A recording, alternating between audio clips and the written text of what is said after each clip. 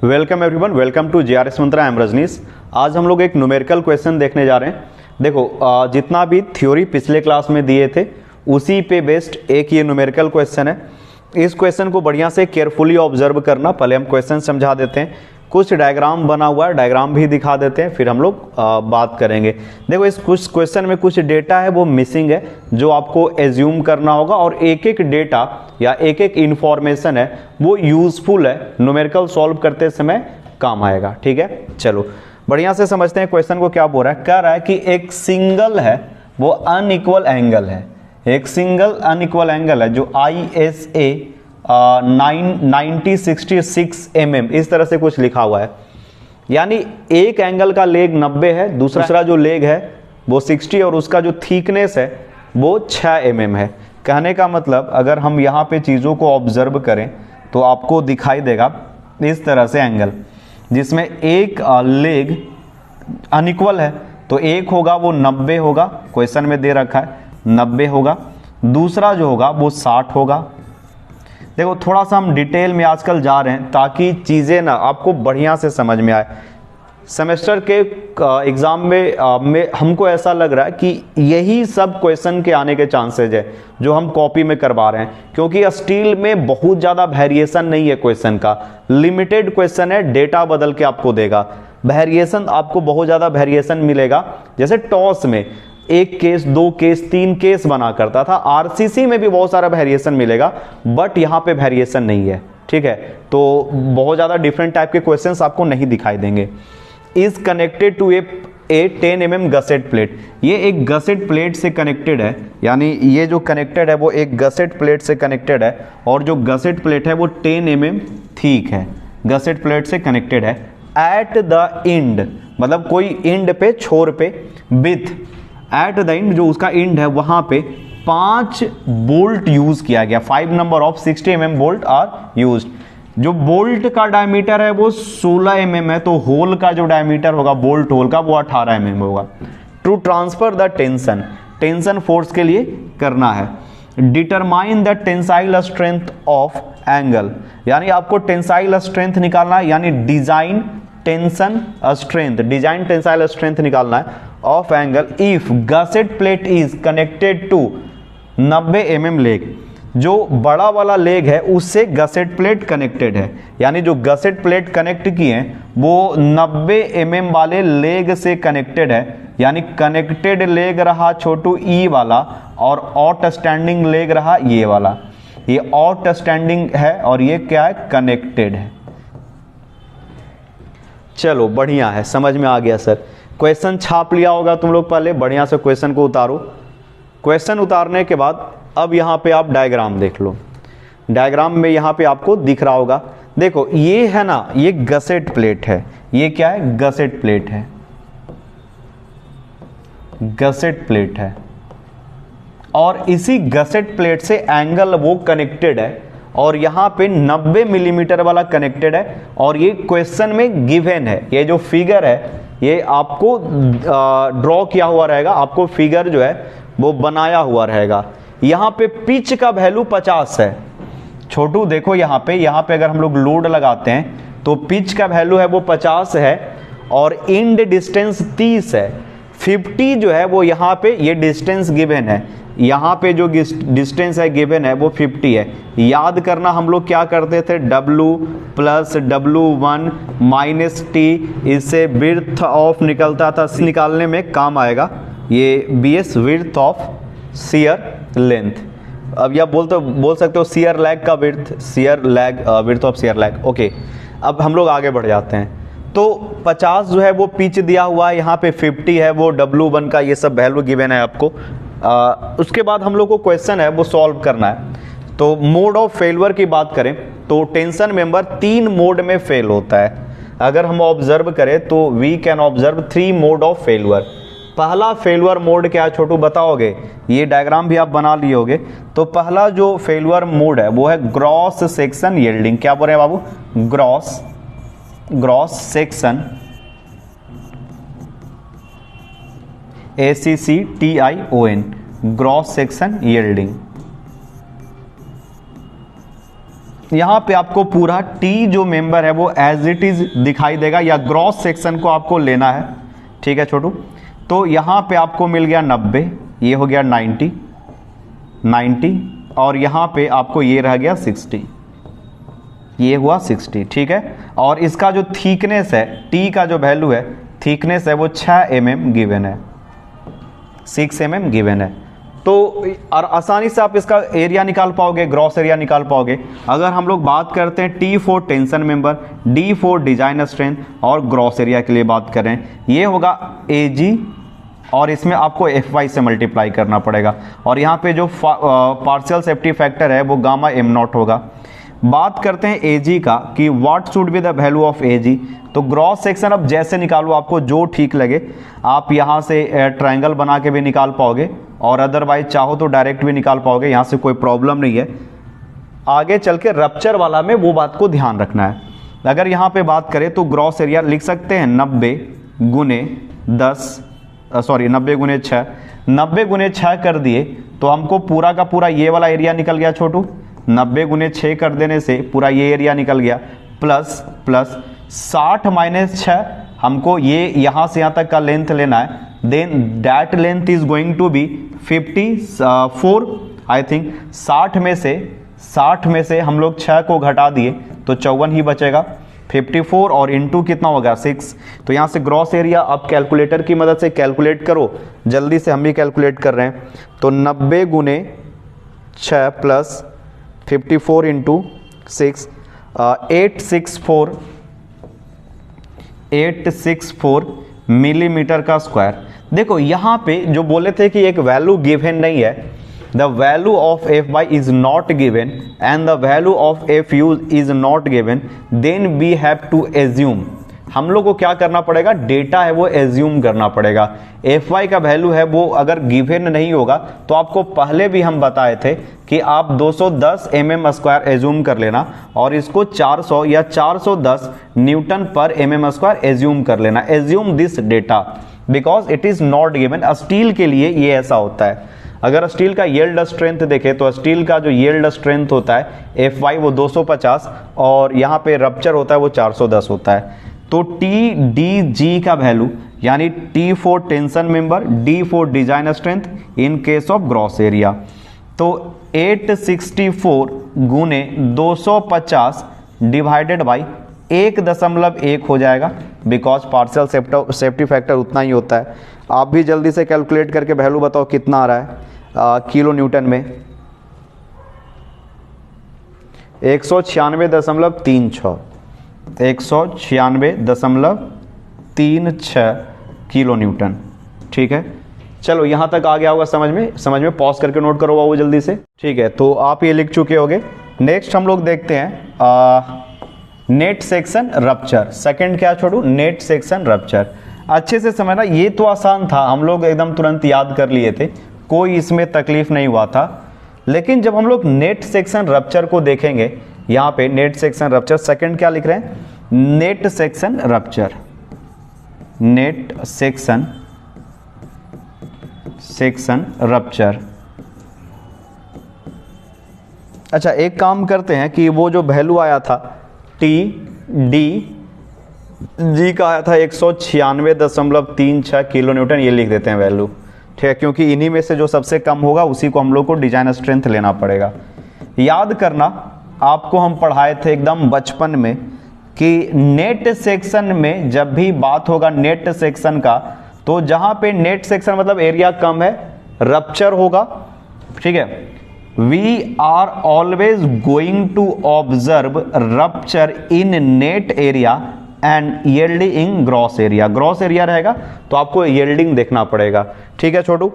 तो यहां पे जब हम लोग ऑब्जर्व करेंगे तो चीजें कुछ ऐसा होगा कि ये तो रहा सर कनेक्टेड लेग, ये रहा आउटस्टैंडिंग लेग। हम लोग के पास 2 लेग है और यहाँ पे एक लाइन में 5 बोल्ट ऐसा कुछ लगा हुआ है, ठीक है। तो ये जो कनेक्टेड लेग है इसमें क्या होगा, रप्चर होगा। कनेक्टेड लेग में रप्चर होगा, और आउटस्टैंडिंग DING स्टैंडिंग लेग में यील्डिंग होगा, ठीक है छोटू। तो यहाँ पे अगर हम लोग इसका एरिया की बात करें तो इसका एरिया होगा वो आपको ए एन लेना पड़ेगा, ए एन होगा, और कनेक्टेड है तो ए एन सी बोलेंगे। नेट एरिया कनेक्टेड और उसका जब एरिया लोगे तो आपको लेना पड़ेगा gross area for outstanding. Formula क्या बना था? फॉर्मूला बना था T for tension member, D for design strength, N for net area के लिए, शियर लैग हम लोग कंसीडर करेंगे एंगल में। तो जब यहाँ पे कनेक्टेड जो लेग है उसमें नेट एरिया है, रप्चर होगा, तो फॉर्मूला बनेगा एरिया गुने 0.9 FU, रप्चर होगा तो FU आएगा, और यहाँ पे गामा M1 आएगा, पार्शियल सेफ्टी फैक्टर प्लस। देखो एक टीचर एज ए, मतलब हम ये चीज़ को बार बार आपको नहीं समझाएंगे ना तो दिमाग में आपके नहीं घुसेगा, ठीक है, एकदम पढ़ाना बताना जरूरी है। शियर लैग वाला फिनोमिनन होगा क्या सर? बिल्कुल होगा, तो बीटा वाला टर्म आ जाएगा। आउटस्टैंडिंग लेग में यील्डिंग होगा, तभी ना फेलवर के टाइम में बोले थे when angle is connected by plate, gusset plate, then connected leg is going to fail in rupture while outstanding leg is going to fail in yielding। क्यों होता है? शियर लैग के कारण। शियर लैग क्या होता है सर? खींचेंगे ना तो कनेक्टेड लेग में स्ट्रेस ज्यादा आएगा, कनेक्टेड लेग में फोर्स रोकेगा, रेजिस्टेंस ज्यादा होगा, और ये जो आउटस्टैंडिंग लेग है इसमें स्ट्रेस का वैल्यू कम होता है, इसीलिए एक लेक्चर डेडिकेटली शियर लैग पे बनाए थे।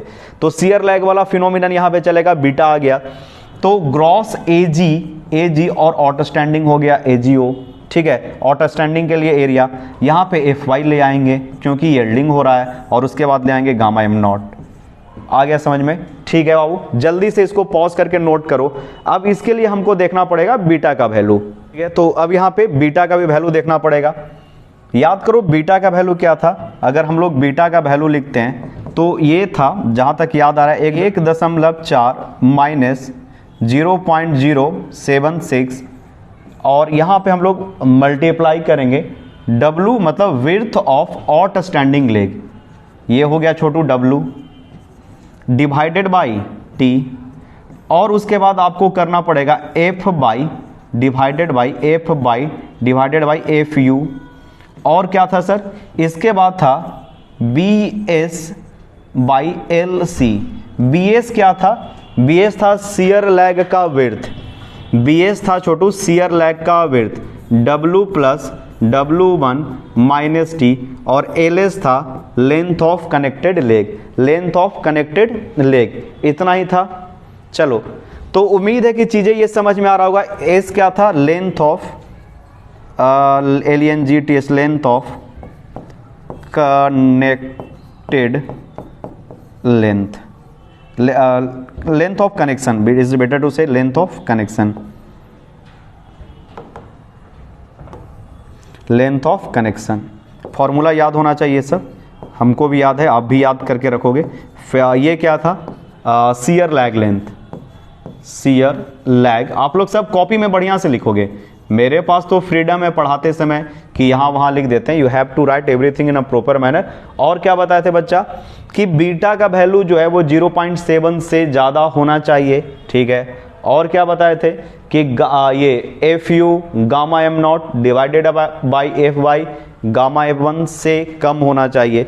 तो इसी चीज़ को हम बढ़िया से यहाँ पे फॉर्मूला लिख दिए हैं। नेट सेक्शन रप्चर में जो डिज़ाइन स्ट्रेंथ है उसका फॉर्मूला ये रहा, ANC है वो एक कनेक्टेड लेग का एरिया, और ये जो बीटा का वैल्यू अभी जस्ट लिखे थे, बीटा का वैल्यू 0.7 से ज़्यादा और बीटा का वैल्यू FU M नॉट, यानी इनके बीच में अगर वैल्यू आ जाता है then we have to use the value of beta here and find the formula, हमेशा ऐसा ही आएगा। चलो, तो सबसे पहले हम क्या करते हैं कि बीटा का वैल्यू निकालते हैं। बीटा का वैल्यू निकल जाएगा तो यहाँ पे हम लोग पुट कर देंगे। बीटा का वैल्यू निकाल के ANC निकालेंगे और AGO भी निकालेंगे, ग्रॉस सेक्शन यील्डिंग में निकालेंगे, ठीक है। सब हम लोग यूज करने जा रहे हैं। तो सबसे पहले तो देखो ये जो कनेक्टेड लेग है बच्चा, यहाँ पे गसेट प्लेट है, ये क्या रहा? गसेट प्लेट रहा। चलो, आपको दिख तो रहा है ना सब कुछ? हाँ, एवरीथिंग इज फाइन। तो उसके बाद देखना यहाँ पे हम एंगल बना दिए, और ये एंगल का जो विड्थ है, एक लेग है वो 90 है, दूसरा क्या है? 60 है। तो आउटस्टैंडिंग लेग का W है वो क्या है? W है वो है width of width of outstanding leg, इसका वैल्यू कितना है, W का वैल्यू कितना है, तो सर 60 मिलीमीटर है। T क्या है, थिकनेस ऑफ लेग,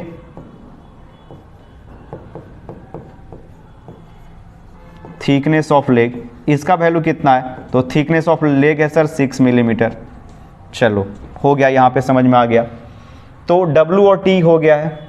FY और FU का वैल्यू हम लोगों ने एज्यूम कर लिया है। BS और LS का वैल्यू निकालना है। तो BS क्या था, तो सर BS है shear lag length, shear lag length, जिसका फॉर्मूला है, इसका BS निकालने का फॉर्मूला है W plus W1 minus T, ये फॉर्मूला है। BS निकालने का फॉर्मूला है W, ये रहा छोटू W, ये रहा बच्चा W1। तो W का वैल्यू है 60, W1 का वैल्यू है 50। तो यहाँ पे हम लोग देख लेते हैं, ठीक है। BS का वैल्यू हो जाएगा, BS का वैल्यू होगा W यानी 60 प्लस W1 50 माइनस 6 114 आ रहा है क्या, 6 5 11 110 नहीं 104 आएगा। 60 प्लस 50 माइनस 6 104, ठीक है, बहुत अच्छा, कोई दिक्कत नहीं है। इसके बाद याद करो, हम बताए थे कि LS बताए थे, LS बताए थे, बच्चा लोग सब याद रखेगा, LS बताए थे। LS क्या था छोड़ू, लेंथ ऑफ कनेक्शन, LS नहीं LC, कनेक्शन है ना, LC बताए थे। LC क्या था, length of connection. Length of connection कितना हो जाएगा, तो आ जाते हैं पीछे, लेंथ ऑफ कनेक्शन हो जाएगा इंड से इंड डिस्टेंस, यानी इंड बोल्ट से यहां पे डिस्टेंस, तो 50 100 150 200, ठीक है। तो 200 हो जाएगा यहाँ पे। LC यानी लेंथ ऑफ कनेक्शन है वो 200 हो जाएगा। अगर हम लोग ऑब्जर्व करते हैं लेंथ ऑफ कनेक्शन, तो it is going to be 200। 1 2 3 4 5 bolt है, और ये जो था इसको हम बोले थे लेंथ ऑफ कनेक्शन, ये है LS, लेंथ ऑफ कनेक्शन। 50 100 150 200, तो हम लोग लिख देते हैं 50 गुने 4, 4 गो स्पेसिंग है, 4 गो पिच है, 200 मिलीमीटर। क्या अब यहां से हम लोग बीटा का वैल्यू नहीं निकाल पाएंगे, तो बोलोगे हाँ सर बीटा का वैल्यू जरूर निकलेगा, ठीक है। तो इसको हम इरेज करते चलते हैं, इरेज कर देते हैं, ये सब आप लिख चुके होगे, नहीं लिखा होगा तो लिख लेना, बीटा का वैल्यू हम लोग निकालेंगे, ठीक है। इरेज करते हैं, और बीटा का वैल्यू फिर हम लोग चेक भी करेंगे कि कितना आया है। तो यहां से लिखना 9 कैलकुलेशन ऑफ बीटा, एक बार कैलकुलेशन करेंगे, कैलकुलेशन ऑफ, ये बीटा फैक्टर है, तो बीटा का वैल्यू जो है कितना हो जाएगा 1.4 माइनस 0.076, और यहाँ पे W कितना था 60 डिवाइडेड बाई 6, FY का वैल्यू 250, FU का वैल्यू 410, ठीक है। उसके बाद BS width of shear lag, BS का वैल्यू आया 104 बाई 200, 104 डिवाइडेड बाई 200। कैलकुलेट करके बताओ तो कितना आ रहा है, जल्दी से कैलकुलेट करो, देखो वैल्यू कितना आ रहा है, हम भी कैलकुलेट कर रहे हैं, आप भी करो।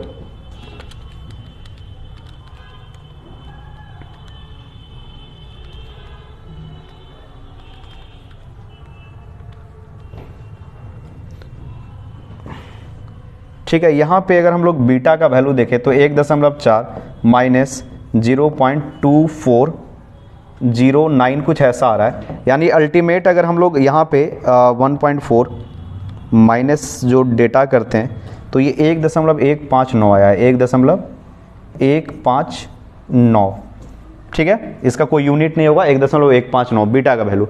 अब देखते हैं चेक फॉर बीटा, ये जो बीटा का वैल्यू है वो सही है या नहीं। तो पहला तो देखो इट इज ग्रेटर देन 0.7, पहला जो है वो तो सही हो गया। जब जो है वो चेक करेंगे, चेक फॉर वैल्यू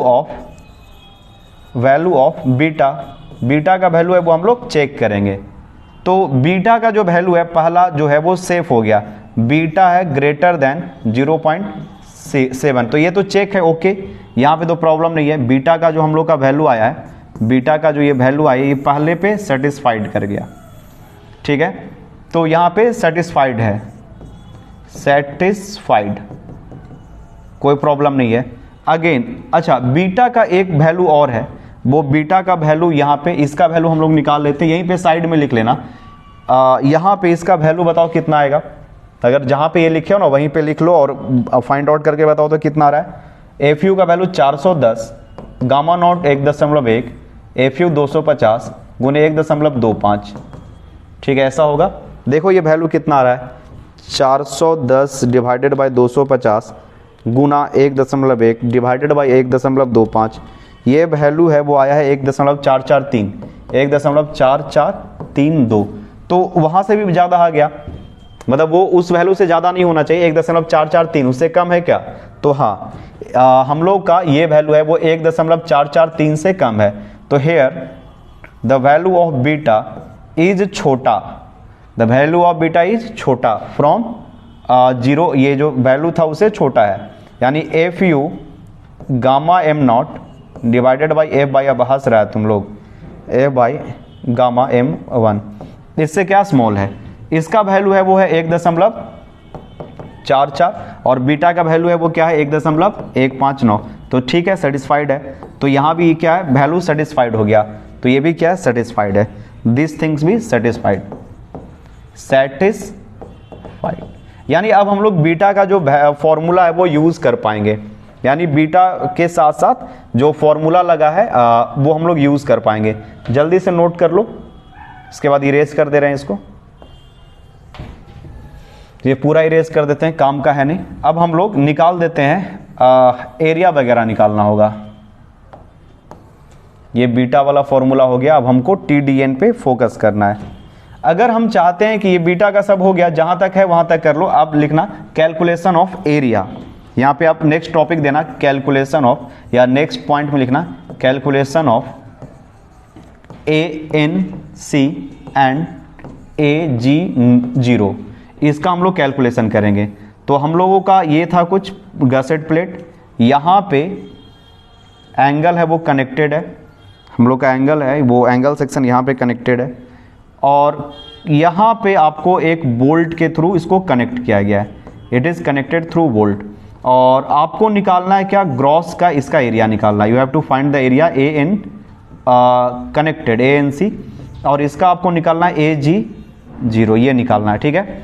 और यहाँ पे जो लेंथ दिया हुआ है ये लेंथ है 90, this length is going to be 90 and this length is going to be 60, this length is going to be 60, और ये t का वैल्यू है वो 6 है। तो अगर हम लोग पहले AG0 का या AG0 ग्रॉस एरिया निकाले तो लिखें 60 गुने 6, तो 60 गुने 6 कर दिए तो ये पूरा एरिया निकल गया, और उसमें से ये वाला ट्रायंगल का एरिया घटाना पड़ेगा, माइनस हाफ गुने t करना पड़ेगा, यानी 360 माइनस हाफ गुने 6 गुने 6 करना पड़ेगा, यानी 36 18, 360 माइनस 18, ये वैल्यू आया 342 mm का स्क्वायर।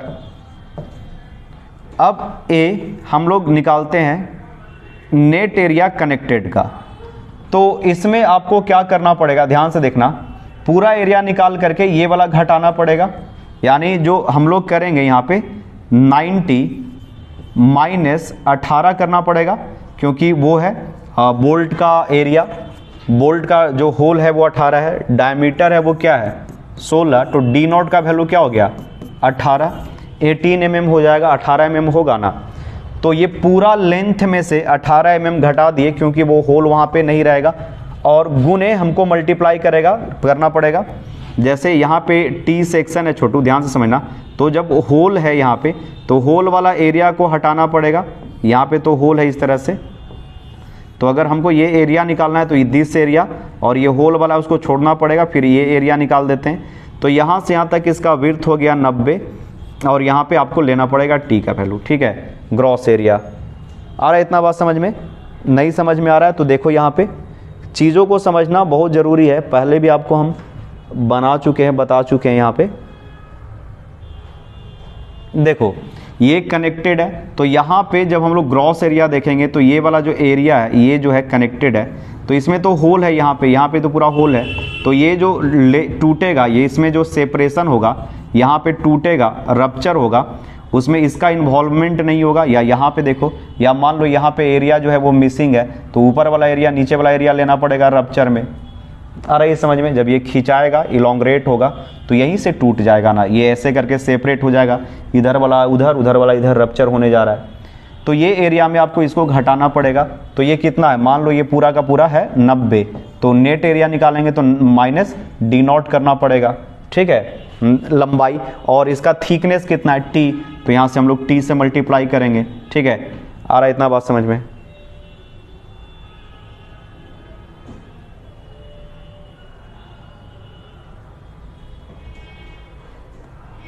ठीक है, तो यहाँ t से मल्टीप्लाई करना पड़ेगा इंटू टी, और उसके साथ साथ यहाँ पे एक और माइनस करना पड़ेगा, क्योंकि हम लोग पूरा ये निकाले हैं 90 लिए हैं, तो यहाँ पे पूरा एरिया आ जाएगा। ध्यान से देखना, ये पूरा का पूरा एरिया इन्वॉल्व होगा, ये पूरा एरिया इन्वॉल्व होगा। अब इसमें से हम लोग क्या करेंगे, बॉटम वाले ट्रायंगल का एरिया निकाल देंगे।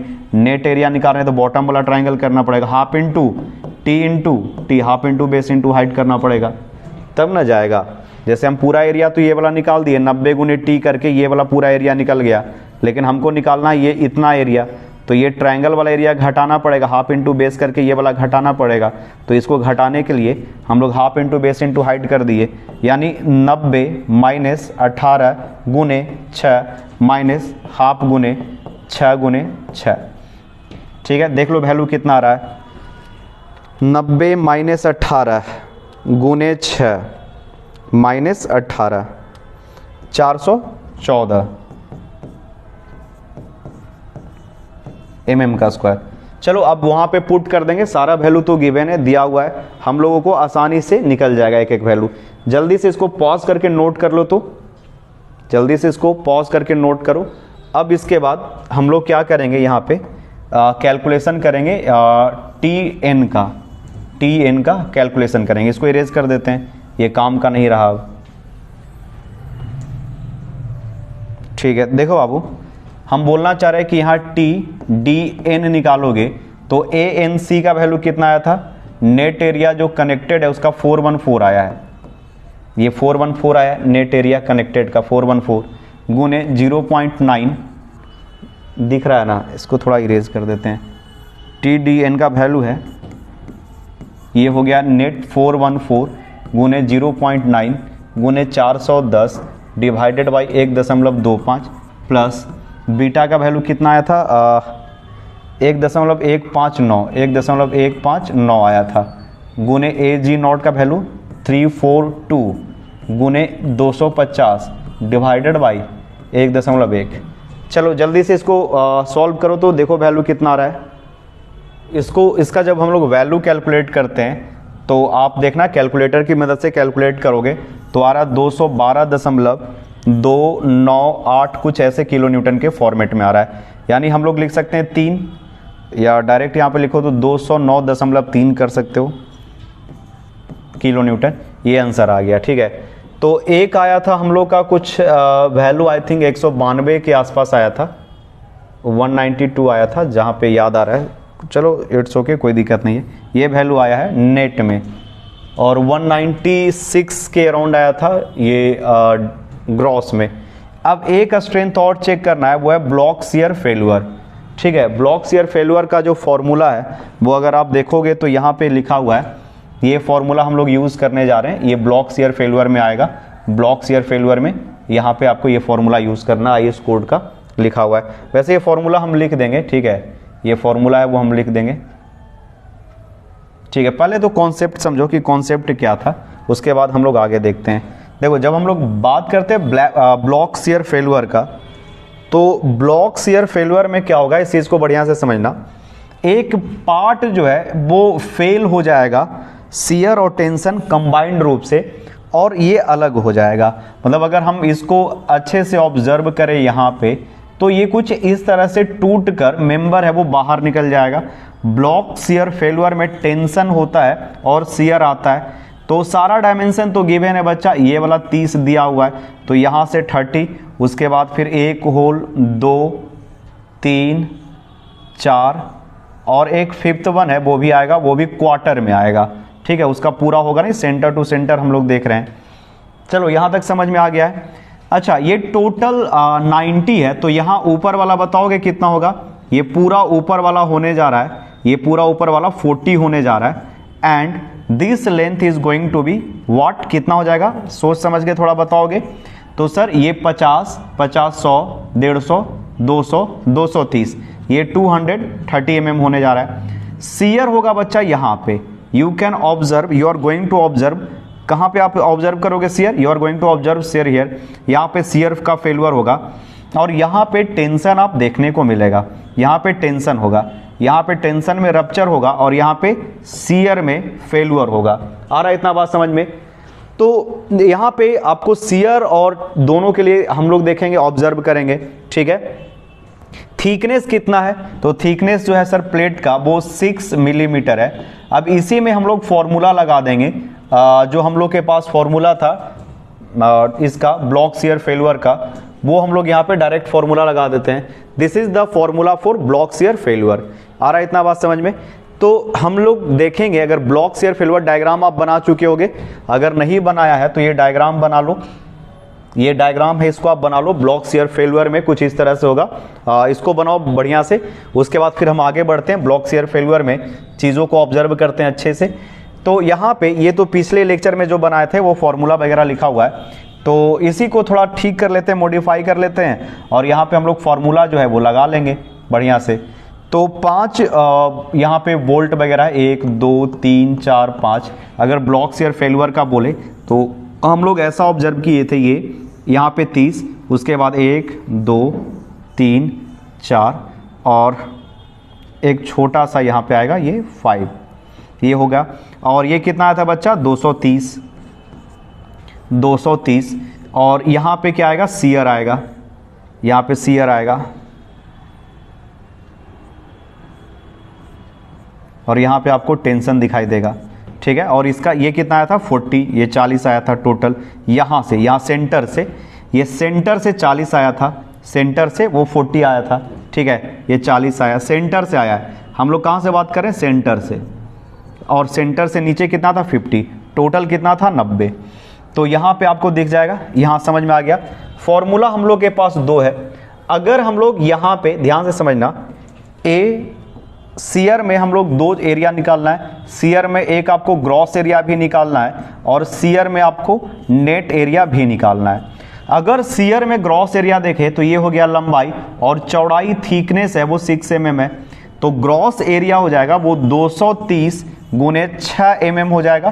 कैलकुलेटर से आप कैलकुलेट कर लो कितना होने जा रहा है जो, तो 230 गुने 6 ये करते हैं तो 1380 आ रहा है, 1380 आ रहा है। देखो बाबू, जब हम लोग नेट एरिया की बात करेंगे तो नेट एरिया जो है पहले तो लंबाई में से होल है वो घटाना पड़ेगा, तो 230 माइनस कितना होल है? 1 2 3 4, तो 4 गुने 18 और यहाँ पे आ जाएगा आधा। ये पूरा होगा तब ना, ये ऐसे होगा तब पूरा, यहाँ पे गया, यहाँ पे गया, यहाँ पे तो क्वार्टर मतलब हाफ ही आ रहा है, तो आपको वहाँ पे हाफ सबट्रैक्ट करना पड़ेगा, ठीक है। तो ब्रैकेट एक और करेंगे, माइनस 9 कर देते हैं, या हाफ गुने 8 करोगे, 18 कर दोगे, और गुने थिकनेस, थिकनेस कितना है? 6 mm। तब आपको यहाँ पे नेट एरिया, सीयर में ग्रॉस एरिया, सीयर में नेट एरिया, 230 माइनस 4 गो होल और हाफ वाला आपको लेना पड़ेगा, वो आधा आएगा। तो यहाँ से करते हैं तो 230 माइनस 72, 18 4 72 माइनस 9 इक्वल इंटू 6, ये वैल्यू आ रहा 894, कितना आ रहा है? 894 mm का स्क्वायर, ठीक है। तो हम यहाँ पे साइड में लिख देते हैं, ए भी जी का वैल्यू आया है 1380 और ए भी नेट का वैल्यू आया है 894 mm का स्क्वायर, ठीक है बाबू, ये mm का स्क्वायर। अब इसके बाद हम लोग टेंशन में देख लेते हैं, इसको इरेज कर देते हैं। आप लोग लिखते भी चलोगे साथ साथ में, इतना आसान नहीं है, थोड़ा तो दिमाग लगाना पड़ेगा। अगर हम लोग नेट एरिया देखते हैं, टेंशन में नेट एरिया और ग्रॉस एरिया देखते हैं, पहले तो टेंशन में ग्रॉस एरिया देख लेते हैं, फिर हम लोग टेंशन में नेट एरिया देखेंगे। देखो जब हम लोग ग्रॉस एरिया की बात करेंगे तो आपको ये पूरा एरिया देखना पड़ेगा, ये पूरा एरिया देखना पड़ेगा, you have to ignore the hole. तो यहाँ पे ग्रॉस एरिया हो जाएगा 40 गुने 6 mm, 40 गुने 6 mm हो जाएगा ग्रॉस एरिया। मतलब टेंशन में ये रहा आपको ग्रॉस एरिया, तो ये 40 है, 40 गुने 6 यानी कितना हो गया 240 mm का स्क्वायर। और अगर हम लोग ये क्या लिख दिए, ये नेट के पास लिख दिए, ये 40 गुने 6 हो जाएगा यानी 6 24 240 mm का स्क्वायर। अगर वहीं नेट एरिया की बात करते हैं तो 40 में से ये जो इसका रेडियस है वो घटाना पड़ेगा, 40 में से जो रेडियस है यानी डायमीटर बाई 2 9 घटाना पड़ेगा, इंटू 6 करना पड़ेगा। देख लेते हैं कितना आता है, 40 माइनस 9 गुने 6 186 mm का स्क्वायर। ठीक है बाबू, तो यहाँ से टेंशन में जो ग्रॉस आ रहा है वो 240 आ रहा है और टेंशन में जो नेट आ रहा है वो 186 आ रहा है। चलो जल्दी से इसको पॉज करके नोट करो तो ठीक है, ठीक है। चलो इसके बाद हम लोग फॉर्मूला है वो लगा देते हैं, फॉर्मूला लगा के सॉल्व कर देते हैं इसको। नेट सेक्शन रप्चर समझ में आ गया होगा। तो यहाँ पे हम लोग के पास दो फॉर्मूला है, ब्लॉक शियर फेल्योर की बात करें तो यहाँ पे एक तो डी मतलब डिजाइन स्ट्रेंथ ब्लॉक के लिए, ये 1 पहला जो फॉर्मूला होगा, ये फर्स्ट वाला फॉर्मूला आप लोग लिख लेना ABGFY, ये फॉर्मूला दो है, इसे यही दो फॉर्मूला पे हम लोग वैल्यू निकालने जा रहे हैं। ये फॉर्मूला पहले आप लिख लेना। तो फर्स्ट और सेकंड दो हम लोग के पास फॉर्मूला है, TDB ब्लॉक शियर फेल्योर 1 पहला फॉर्मूला।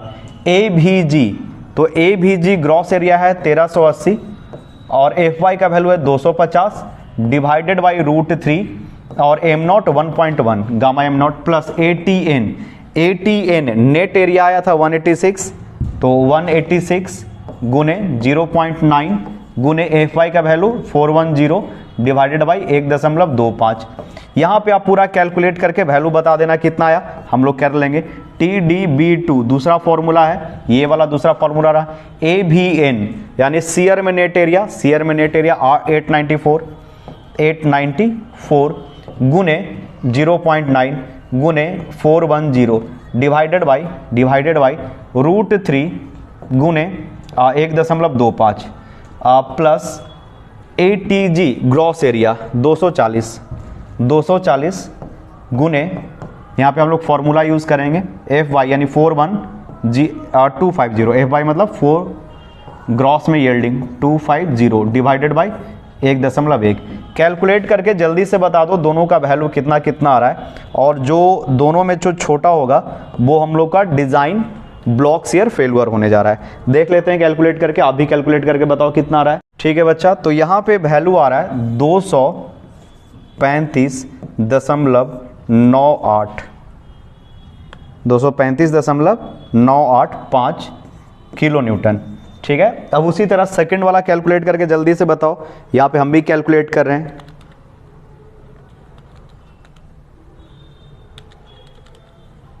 आप जल्दी से कैलकुलेट करो।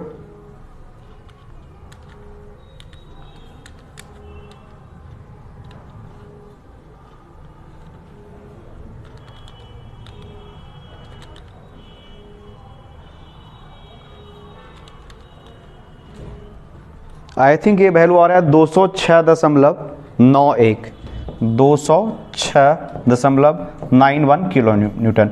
तो ब्लॉक शियर स्ट्रेंथ दोनों में से मिनिमम होगा, तो ब्लॉक शियर स्ट्रेंथ जो है यहाँ पे लेते हैं, block shear strength is minimum of these two value, then it is going to be 206.91 kilo Newton. ठीक है बाबू, यहां तक समझ में आ गया होगा। अब 3 केसेज था, gross section yielding, net section rupture, block shear failure. इन तीनों में जो सबसे छोटा वैल्यू होगा वही हम लोग का डिजाइन स्ट्रेंथ होने जा रहा है। ठीक है, तो यहाँ पे हम लोग सब वैल्यू है वो लिखते चलते हैं, सारा वैल्यू है वो कैलकुलेट करके देखते हैं कि कितना कितना आ रहा था। देखो यहां पे ग्रॉस सेक्शन में आया था 196 पॉइंट, लिख देते हैं यहां पे 196, याद रखना 196.36, 196.36। चलो तीनों वैल्यू यहां पे लिख देते हैं 196.36 TDG 196.36 किलो न्यूटन, ठीक है, ग्रॉस में पहला। दूसरा हम लोग के पास आया TDN, नेट रप्चर में आया 212.3 किलो न्यूटन, ये नेट सेक्शन रप्चर में। तीसरा ब्लॉक शियर फेलुअर में TDB का वैल्यू आया है 206.91 किलो न्यूटन।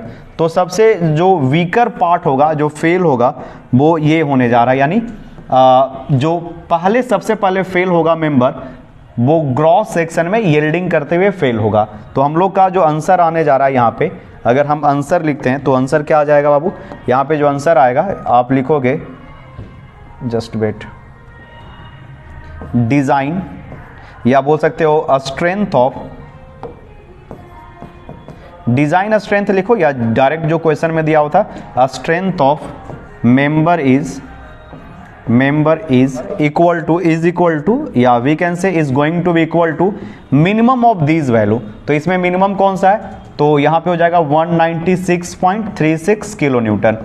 तो उम्मीद है कि चीजें समझ में आई होगी और यही आंसर है, यानी मेंबर जो है यहाँ पे फेल होगा 196 में ही, ग्रॉस सेक्शन में यील्डिंग होके फेल हो जाएगा। तो ये सब फेलुअर होने का कोई चांसेस ही नहीं है। तो आज का लेक्चर यहीं पर रहने देते हैं, ये रहा हम लोग का आंसर। और एक छोटा सा 10 मिनट का वीडियो और अपलोड कर देंगे, जिसमें आपको हम 2 होमवर्क दे देंगे, एक एंगल सेक्शन का होमवर्क दे देंगे और एक होमवर्क दे देंगे आपको प्लेट का, जिसमें आंसर बता देंगे, you have to solve it. आपको वो क्वेश्चन सॉल्व करना पड़ेगा खुद से, ठीक है। और यहां से मोटा मोटी मान के चलो टेंशन मेंबर कंप्लीट हो गया है। थोड़ा सा slenderness ratio, radius of gyration, ये सब टॉपिक पढ़ाएंगे। फिर हम लोग कंप्रेशन मेंबर पे आएंगे। कंप्रेशन मेंबर एकदम छोटा सा टॉपिक है। कंप्रेशन मेंबर जैसे ही कंप्लीट हुआ उसके बाद बीम, वो भी बहुत छोटा टॉपिक है। थोड़ा सा यूनिट अब आपको 3 एक बड़ा मिलेगा। तो हम लोग ट्रैक पे हैं, उम्मीद है कि सिलेबस टाइम पे कंप्लीट हो जाएगा। तो मिलते हैं नेक्स्ट क्लास में। Thank you everyone.